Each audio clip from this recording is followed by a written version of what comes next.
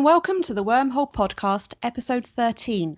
I'm joined today by Dan Richards, author of 2 travel/adventure/nature narrative non-fictions and a non-fiction that is a blend of narrative and interviews. These books are the Beechwood Airship Interviews, Climbing Days, and Outpost. Then there is one more book, Dan's first, which is a collaboration with Robert McFarland and artist Stanley Donwood, which is called Holloway. Welcome, Dan. Thank you for having me on. It's occurred to me that we've met. I've interviewed you in Southampton, and I've never actually asked you, how did you get into writing, specifically the type that you do?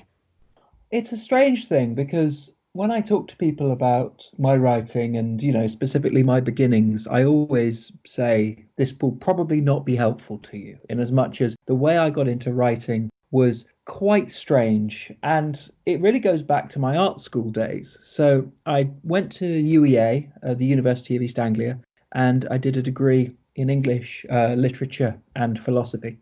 And then I did a BA at an art school. And really, when I think about my writing, I think about it in terms of building things and kind of collage as much as I do about actual writing. Because when I was at the art school, I was building quite large scale sculpture, quite a few airships. I built some airships out of wood. And then after art school, I set about interviewing people about their creative process and the space where they work and how they work, where they work, why they work, essentially. And a book came out of that, which was the Beechwood book that we're going to talk about, but also Holloway came out of that. And a lot of my books are about collaboration. And also a lot of my books almost creep up on me. So I'll find that I'm doing something and one thing leads to another, and it ends up being a book. And I think the other writers, proper writers I've spoken to, that's not generally how writing works. You have an idea and then you follow it through, you have a train of thought. But I quite like letting life and circumstances and happenstance lead me into projects. So to answer your question, eventually, I think my writing really comes out of adventures or things that happen to me, and I end up writing about them. And that was certainly the case with my experiences of art school. That's interesting because, of course, the Beechwood Airship Interviews is your second book, effectively, and then Holloway is the first, I think, chronologically. The way it worked, really, was that the Holloway book came out of the Beechwood book. So I wrote Beechwood. I didn't have a publisher. I didn't have an editor. I didn't have an agent. And from that, Holloway emerged, which was this collaboration with words by Robert and myself and artwork by Stanley. And then that was published by Faber. We put out a limited edition version first, which was letterpress printed by a wonderful printer called Richard Lawrence, who himself was also interviewed in the Beechwood book. And then that was published. And a couple of years later, HarperCollins put out the Beechwood Airship Interviews. And I like to think of it in terms of Holloway was a very slight, a thin volume, to use Stanley's phrase. As I say, one thing led to another. But as it turned out, the chronology was rather off kilter because Holloway was published first. Beechwood looks at this concept of creative spaces in the artistic realm. And it is a very interesting concept with some very appealing interviews. Can you tell us about these interviews, who you started with and how it continued?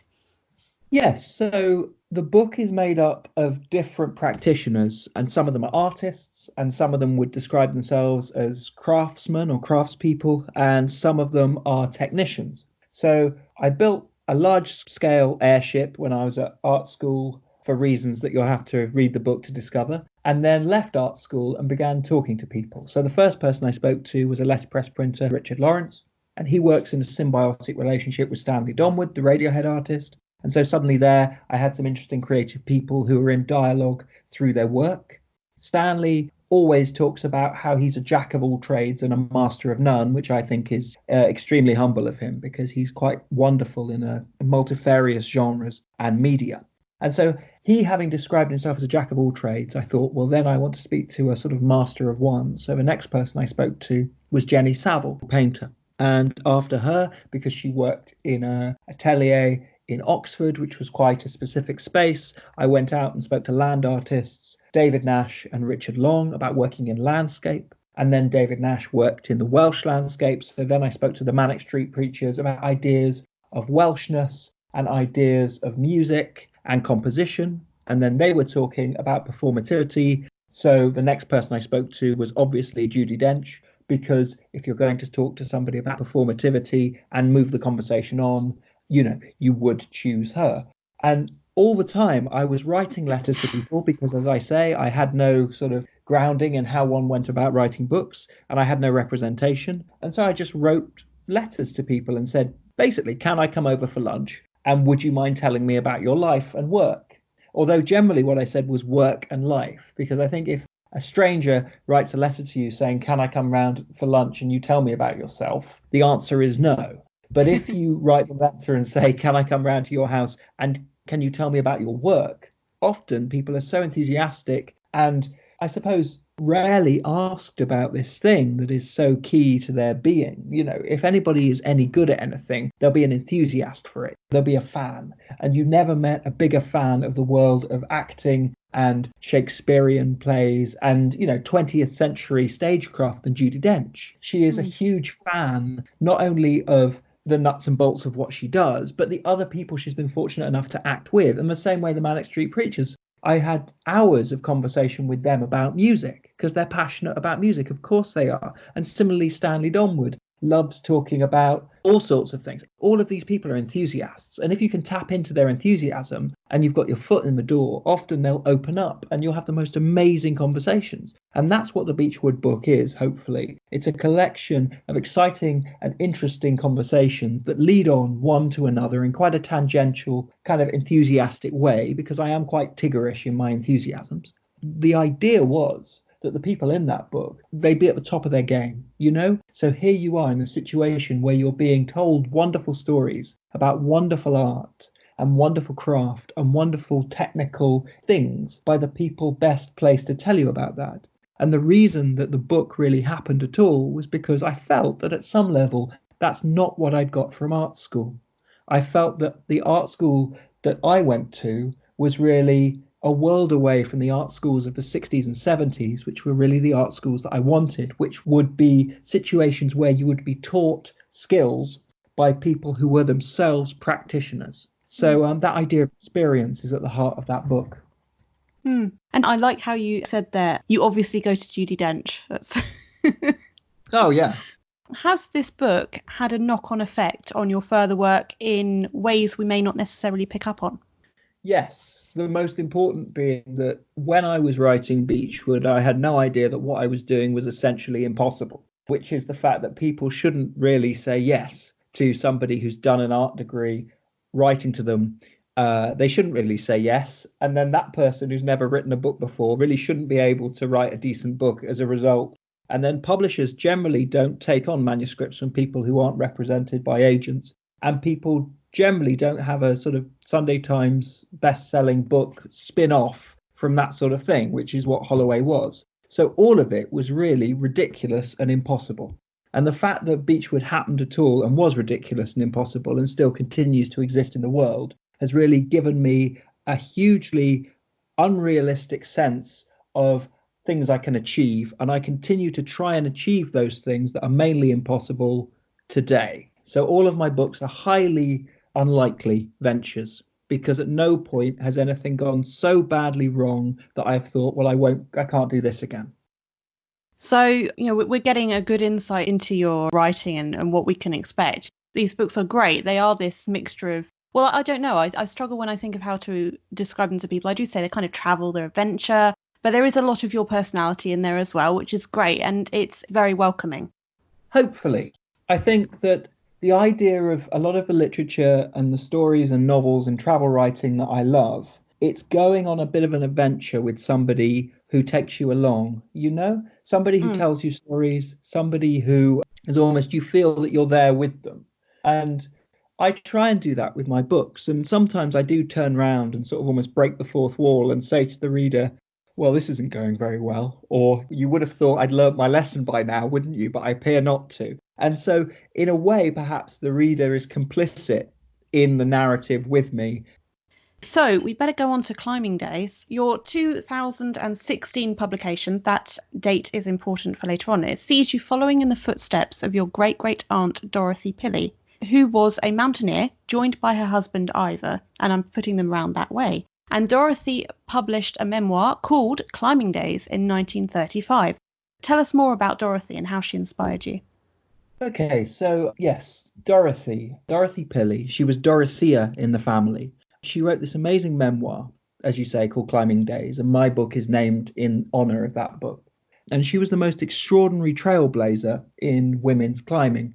In 1921, she co-founded the Pinnacle Club, which still exists, and was the first ever climbing club by women for women, as opposed to being a slightly bad-tempered auxiliary organisation of something like the Alpine Club or something like that. Because it isn't called the Men's Alpine Club because it should be obvious, was basically the the kind of inference of the Alpine Club. And women were very slow to be admitted, which actually is the wrong way round. It makes it sound like it was the women's fault. Women tried to be admitted to climbing clubs for most of the first half of the 20th century with limited success.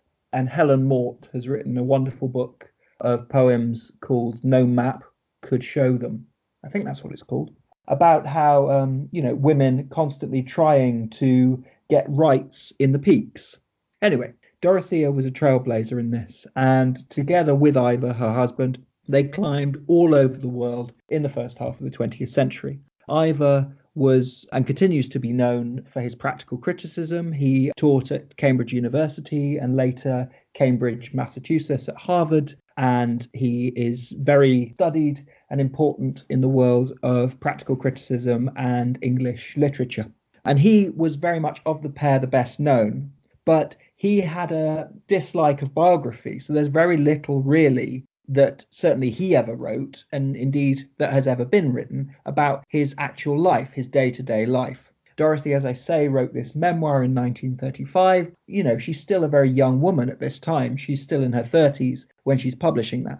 And this is a record of all of her amazing climbs all over the world. So in China, in America, in Canada, in Europe, particularly in Switzerland, because the pinnacle of Dorothy and Ivor's climbing lives was the Dent Blanche, which is this amazing mountain in the Pennine Alps of Switzerland, and it's very near the Italian border. It actually forms the boundary of the French-speaking part of Switzerland and Zermatt, which is German-speaking. So it's a very imposing, beautiful mountain, looks quite sphinxy, and they climbed the north arête of that mountain in 1928, and in so doing solved one of the last great problems of the Swiss Alps.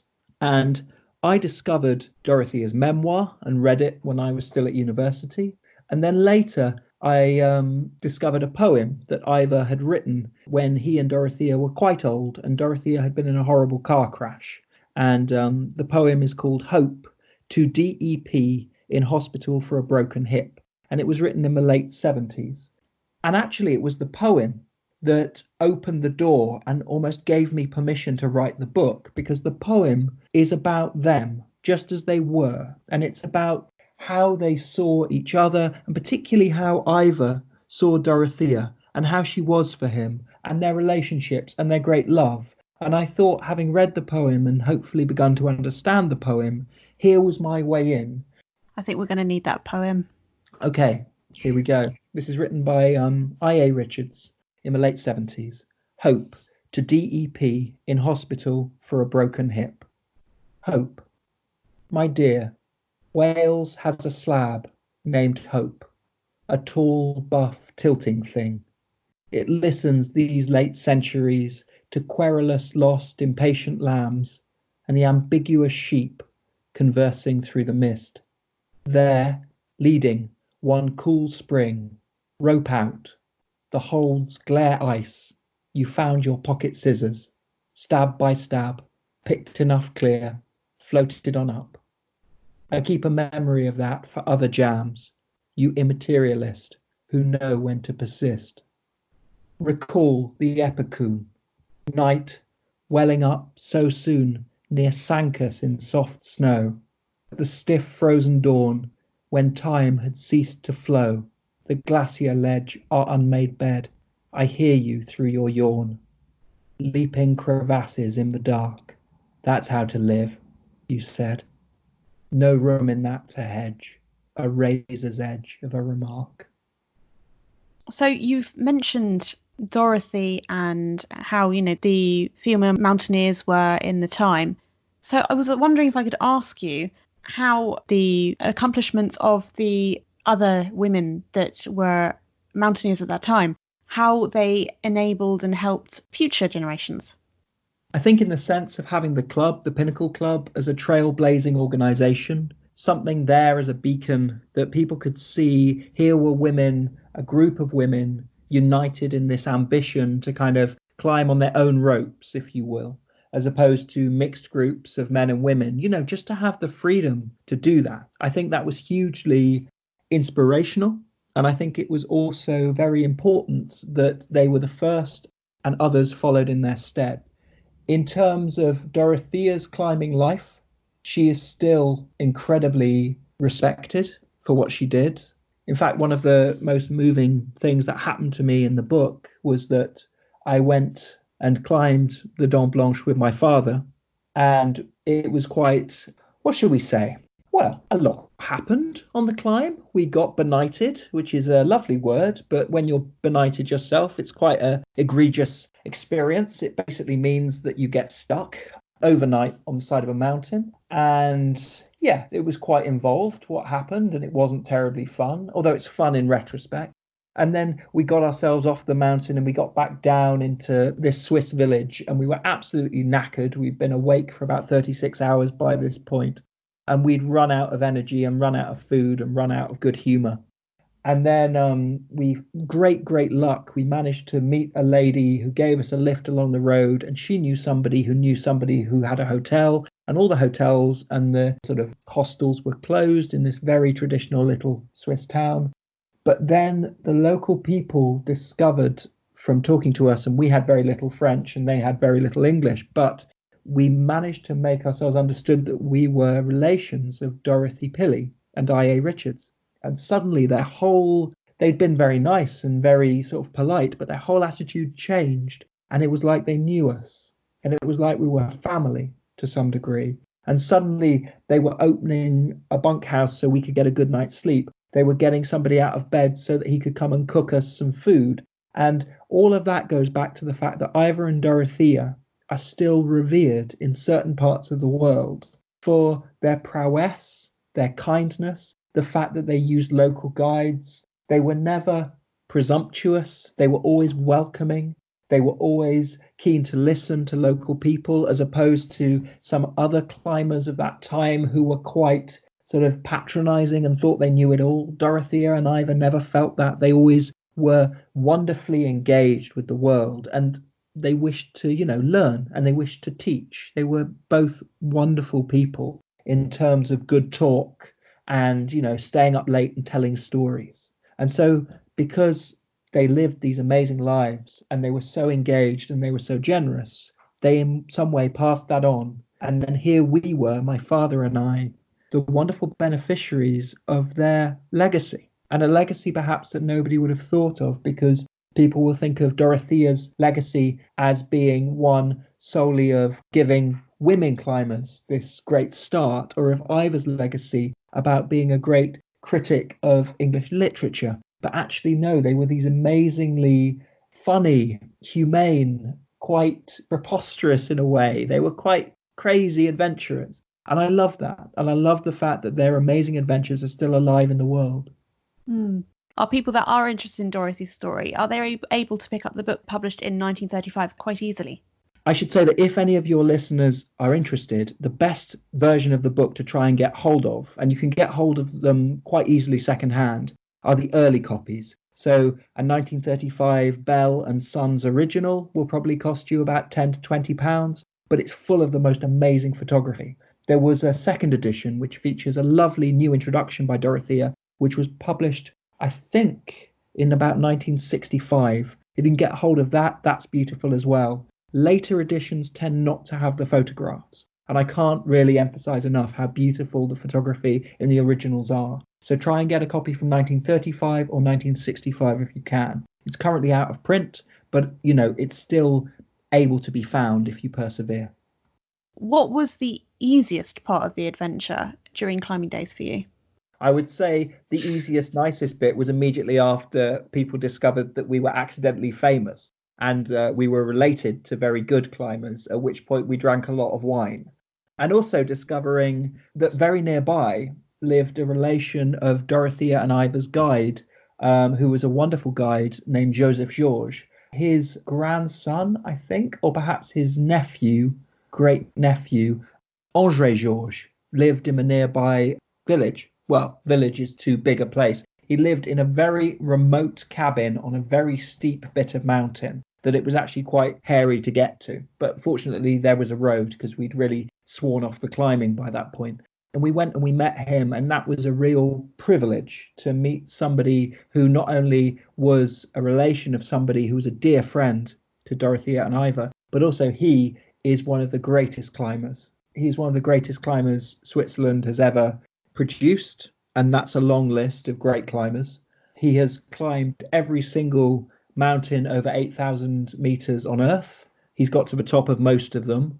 I mean, there are 14 of those, and some of them are in Antarctica.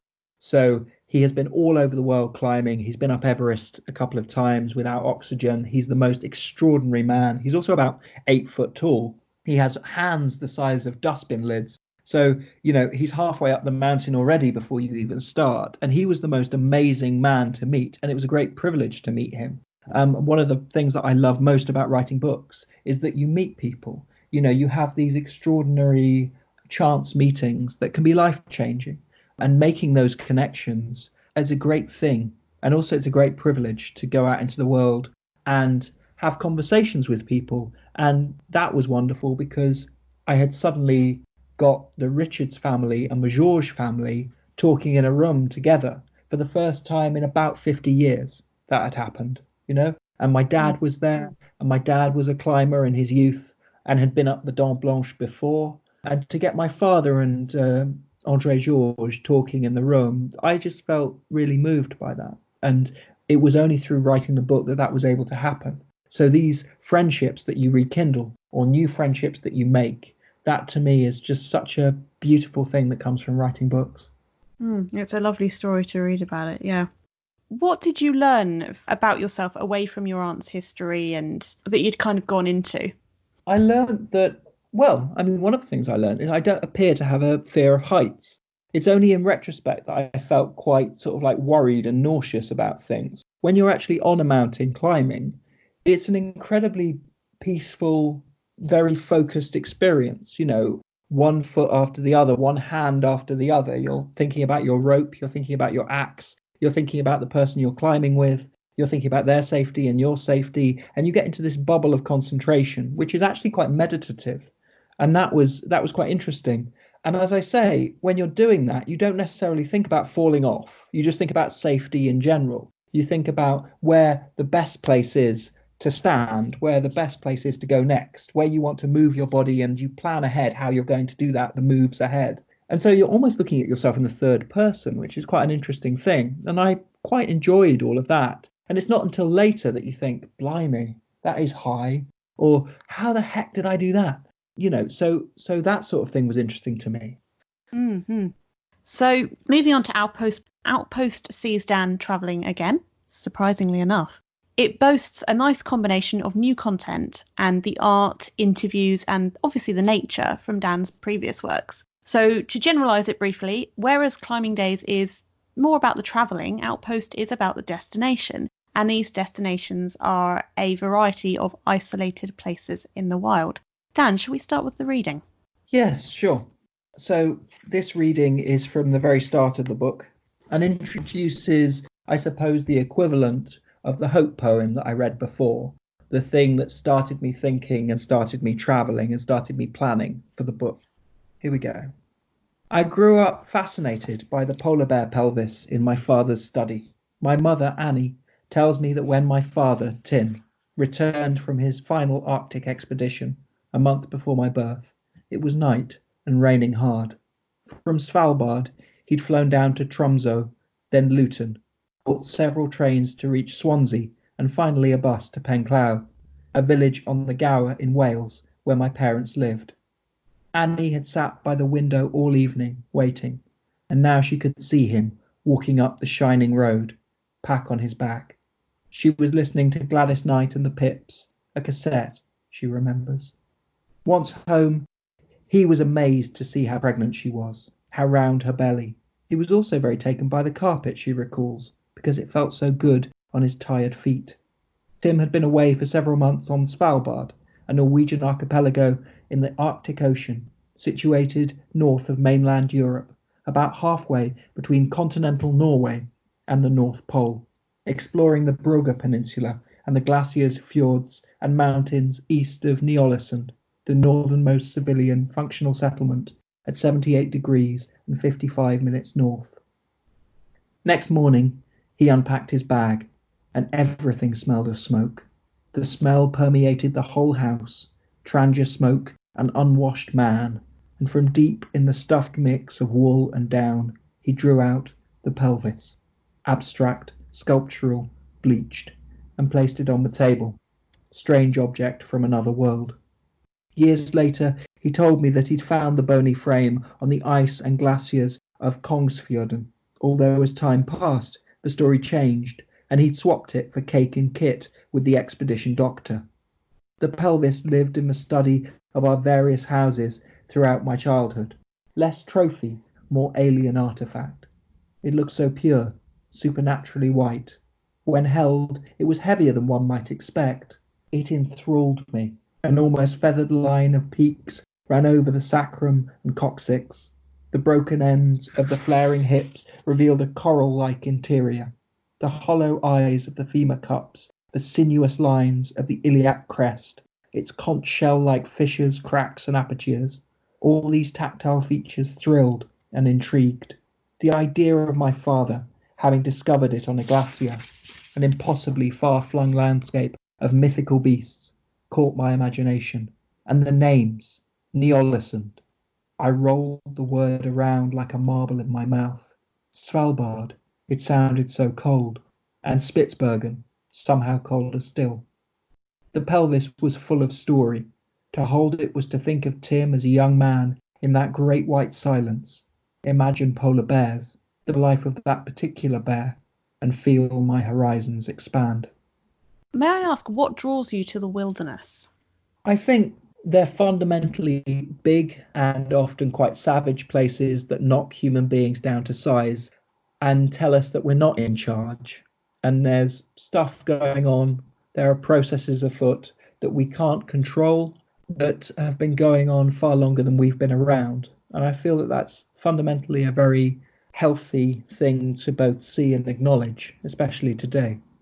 Well, I had this question for later, but I think it'd be good to fit in now. In this book, you talk about our human destruction of nature. For example, you have a chapter about Svalbard, and fans of His Dark Materials will know that place well.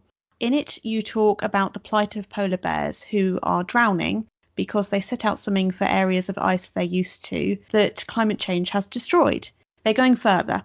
The changes we're seeing in nature are obviously current, but perhaps even more so, right now. We are recording this on the 4th of April, 2020. Pollution in the cities has dropped. Wild animals are roaming our empty streets. So, in normal times, I would have asked you what we need to do in order to try and save our planet. But if it's okay, I'm going to ask instead, with your experience and knowledge, what do you hope will happen following this crazy time we're living in?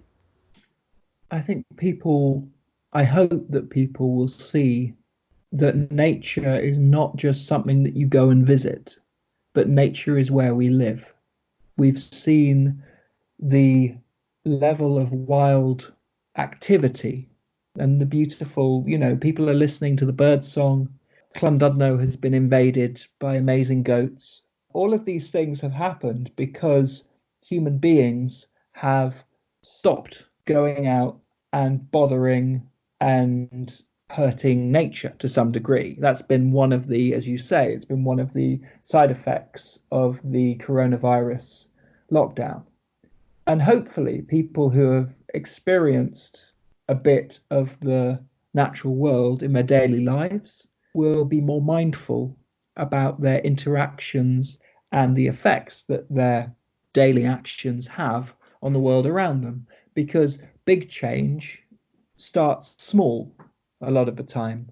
And when I'm in Svalbard and I'm going around on a snowmobile, towards the end of that chapter, I start talking about how much better travel to that part of the world would be if people used dogs and people, used local teams of sled drivers with their huskies, and how the impact and the knock-on effect and the pollution would be less, and how the benefits of a local community would be more. So being mindful about how we behave, where we go, and how we get there, rather than seeing landscapes and wilderness and the natural world as somewhere we choose to visit. I think that could be the big change, or certainly one of them. The first outpost in the book, and I hope I'm going to say this right, but please do correct me, Hivitanes? Yes. I struggled with all of the Icelandic words, and as a result, when I did the audiobook, I got advice. It's Kvitalnes. Okay. So the first outpost in the book, Vitanes in Iceland, it has a supernatural aspect to it. Can you tell us about that? And also, did you experience anything supernatural yourself?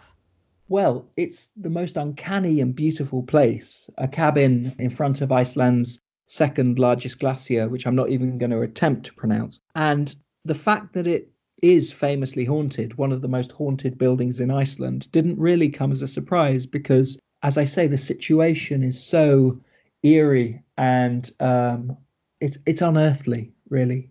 And whilst nothing actually happened to me, although, I had a lovely time, but the chap I was with, who's actually, he's in charge of the Icelandic Touring Association, which I think is called Ferðafélag Íslands in Icelandic. And he, Stefan, had a horrible experience, really, which was a bit like the film Inception.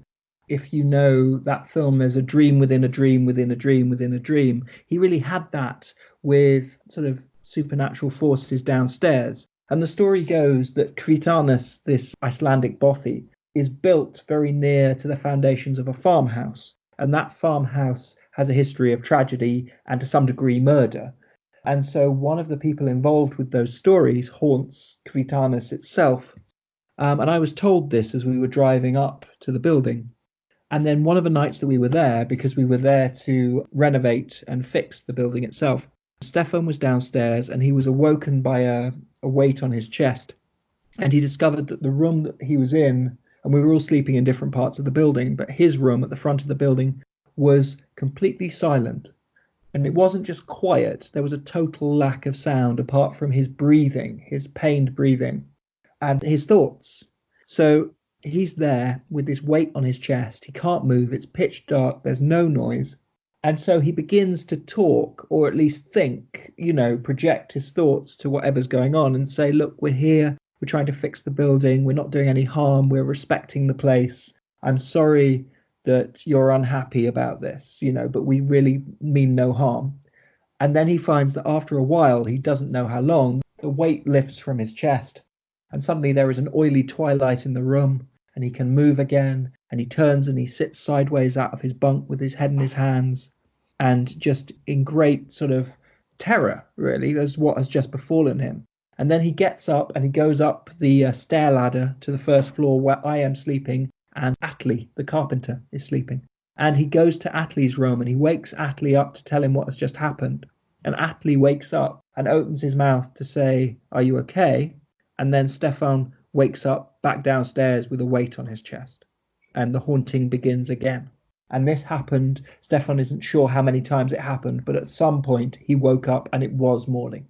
And Atli came downstairs and started cooking breakfast. And Stefan actually said to me, I'm glad it was me and not you, because I am part troll, so I can deal with this sort of thing, because Icelanders are descended from trolls, so we are supernatural ourselves, so we can handle this. But if it was you, it might have been serious. And so, I thank him now for taking that hit for the team. In all of the different outposts you went to, what surprised you the most? I think the thing that surprised me, and perhaps it shouldn't have surprised me, was how many people I met along the way. Not people necessarily at the outpost themselves, but people who are engaged with helping people to get to the wild ends, people helping to look after these spaces, and people who really, really care about the landscapes and sometimes also the buildings or the immediate environments themselves. Does that make sense? No, definitely. In terms of the social and the human aspect of it, it leads us well into the next question. Obviously, with these outposts, the idea is isolation, and that's part of your introduction. You say that you're going to look into this isolation and the wilderness and everything. But of course, for many of the places you go to, a key part of it is being with people for whatever reason, be it that you need help getting there, or that you have the repair job that you've just talked about, or, you're interviewing people as well. How did the social aspect of these otherwise isolated places impact your experience of it? I think often they heightened it. When I went to Desolation Peak in the Cascade Mountains, which is in Washington State, not too far by American standards anyway, not too far, just a few hundred miles from Seattle. You can see Canada from this place. And, it took a couple of days to get there, the top of this mountain. And there is a little pagoda-like building, which is a fire lookout. So you have to imagine you drive for a day and then you get a boat up a lake for an hour and then you hike up a mountain. And so if you're quick and know what you're doing, you can do that maybe in a day and a half to get there. And in the 1950s, which is when Jack Kerouac went there to be a fire lookout for 63 days and also do some writing, it took him much longer to get there. And there were various lifts and trains and hitchhiking and various things that he did, and boats as well, and also riding horses and things like that to get there. So you get to the top of this mountain and then you see your little watchtower, little watch building. And I knew that because it is still commissioned and because there is still a watchman in there, that there would be this one person waiting for me. And they didn't know I was coming, and I didn't know who it would be when I got there. And there's always a point in a book where you think, right, this is a real tipping point. Because if I get there after a couple of days travel, and bear in mind, I don't live in America, so really it's a couple of weeks of getting across America and various things. If I get to the top of this mountain, it's going to be one of the key moments in the book, and the person who's there tells me to go away and isn't welcoming and doesn't want to help, isn't interested in me and doesn't want to share stories, that kind of fundamentally changes the book, my plans for the book and my hopes for the book. And several times in Outpost, I was so fortunate to meet not only the right person for that situation, but people who have become dear friends as a result. And when I got up to the top of Desolation Peak, I had the great fortune to meet the watchman, Jim Hentley, who is still the watchman up there.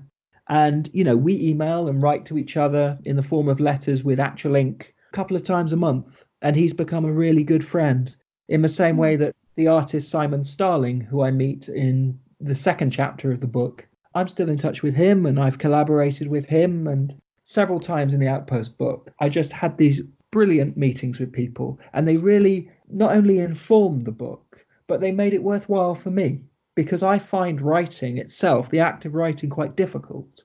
But I love going out and exploring and meeting people.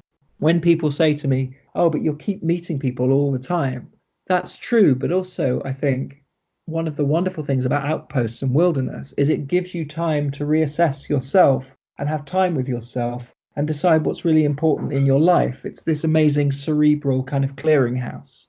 And that's what I really went out looking for. What's next? Well, at the moment, I'm in that stage of mulling over what might be next, and the strange situation that we have now with everybody taking precautions against spreading the C-19 around creates quite an interesting bubble to think about things. It's my hope that the next book will be about things that happen overnight to keep the world going, to refresh the world, to set it up for when the majority of us wake up next morning. So I would love to write a book that talks to people who are active when the rest of us are comatose. People who work in the Royal Mail, people who work in the NHS, in the rail freight network to keep all the containers rumbling around the country after hours, people who work on the national grid, talking about where our power comes from, how that works overnight, people who work in air traffic control, people who work at the Samaritans, who hear from some very vulnerable, troubled people overnight. If I could just be like driving that train or sitting next to the driver, if I could take ownership of this split second of the night and know more about what's going on out in the world, rather than being that panicked, flailing, sad person not sleeping, perhaps I could take ownership of it, and perhaps I would have a better understanding of the world beyond the window, you know? And so there's something of that perhaps in the next book. So I can't tell you all the details, but hopefully it'll be somewhere quite dark. So Holloway, the Beechwood Airship Interviews, Climbing Days and Outpost are out now. Links are in the episode description. If you have enjoyed this conversation, do subscribe for future episodes. Dan, it's been awesome talking to you again. Thank you for joining me today. It's a great pleasure always to talk to you, and thank you to all your listeners for listening. Join me on Monday the 11th of May for an as yet to be confirmed author. I will be putting details on the blog as soon as it's all sorted. The Wormhole Podcast episode 13 was recorded on the 4th of April and published on the 27th of April 2020, with music and production by Charlie Place.